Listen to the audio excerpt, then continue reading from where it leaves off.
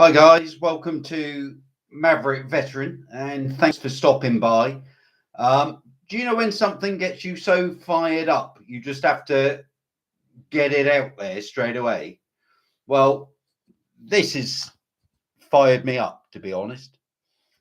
My routine remains the same, Monday to Friday. I get up at 4 o'clock in the morning. At 5 o'clock, I head off to work. I get back in again about 3 o'clock in the afternoon. I then go through me WhatsApp, me Facebook Messenger, me Telegram, me Facebook, etc., to see what's been going on during the day and see if there's any messages that I need to sort of answer straight away. Now, what I come across today was a message from the East Kent Hospital Trust whistleblower. It was actually in the form of a message with an attachment. The attachment can be found in a link in the description to this video. It's from a guy called Liam T. He's got quite a small YouTube channel like mine. It's quite small, but he pushes out some good information. Now, this whistleblower, a he, don't know, a she, a they, or a them, I don't know, whatever,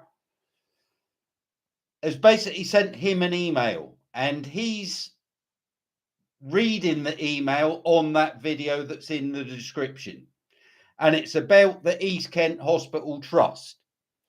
Now, apparently, the boat people that is at the top of the agenda at the moment are being bussed to hospitals within Kent and no doubt elsewhere throughout the UK, and they're being prioritised. So that means that homegrown people indigenous to this land, are being moved out of hospitals. They're having their appointments and treatments cancelled to accommodate the boat people.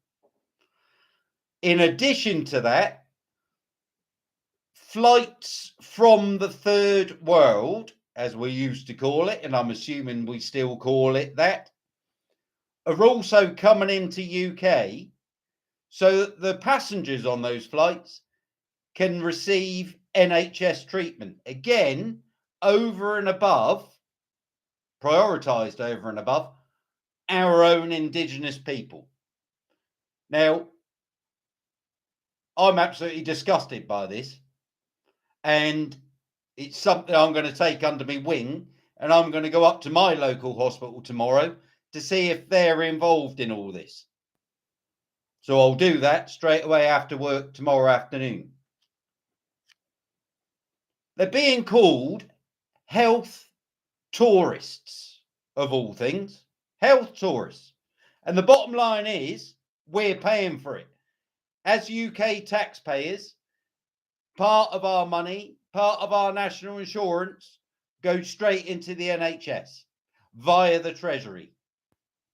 So we're now paying for these illegal immigrants plus health tourists to come into the UK and use up our hospitals and our doctors in preference to ourselves. Wrong. Bloody wrong. It's been reported by this whistleblower that other patients are being assaulted by the immigrants. They're wandering around the hospital saying they're lost. But at the same time, people are reporting thefts and finding immigrants going through their personal belongings.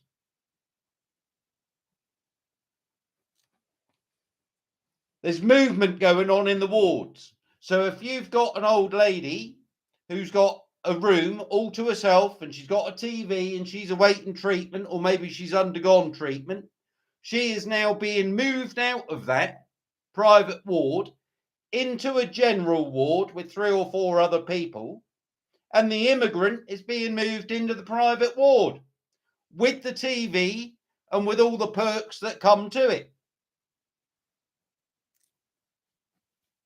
Grown men, because they know it's on the menu, grown men are asking for bed baths in the hospital. They don't require bed baths. They're more than capable of standing up, walking and getting a shower. But they're requesting bed baths because they know that it's available.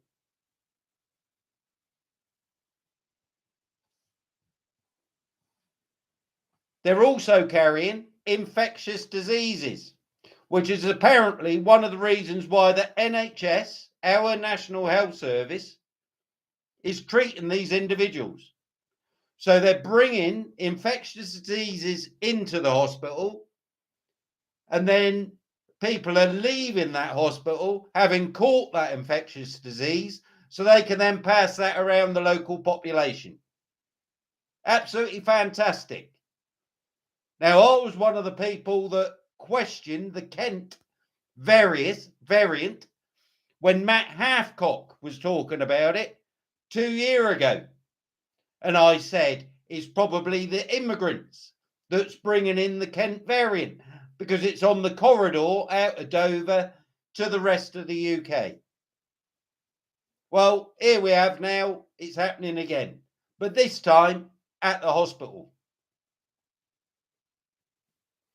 I remember the old people, Christ, I'm old now, but I remember the old people when I was growing up saying, I never go to the hospital because that's where you catch all your illnesses. Only ill people are in hospital. You go in healthy, you come out sick. Well, looks like that's come true, at least right now. It's also worthy of note, there's no immigrant women or children in these hospitals. They're all men, the vast majority of which are of that war fighting age between 18 and 30.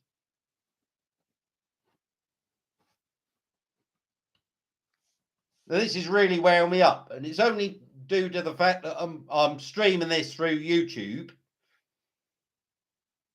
that I'm not losing it right now. But if I find that my local hospital here in Lincolnshire is employing the same standards, then I will go loud up there and I will do a live from up there as I go loud. And I'll just stream it straight to Facebook because I don't, if they ban me, it don't really matter, does it? They're always banning somebody. So what do we do about it? Well, this is a Home Office issue. It's no good having a go at the NHS because they're just following orders from the Home Office. So it's the Home Office that we have to bombard. In the link to this video, I've left 2 contact numbers. They're the general inquiries numbers for the Home Office. One's an 0300 number. If you can't use that because your phone won't allow it, use the other number. But let's get on that. Let's all start ringing that general inquiries number at the Home Office. They'll be closed now. So it's going to have to be from sort of after 8:30 tomorrow morning. And start haranguing them and see if we can jam up their inquiries line. It worked 2 years ago when we all phoned Stephen Lovegrove at the Ministry of Defence. Well, let's now jam up the Home Office.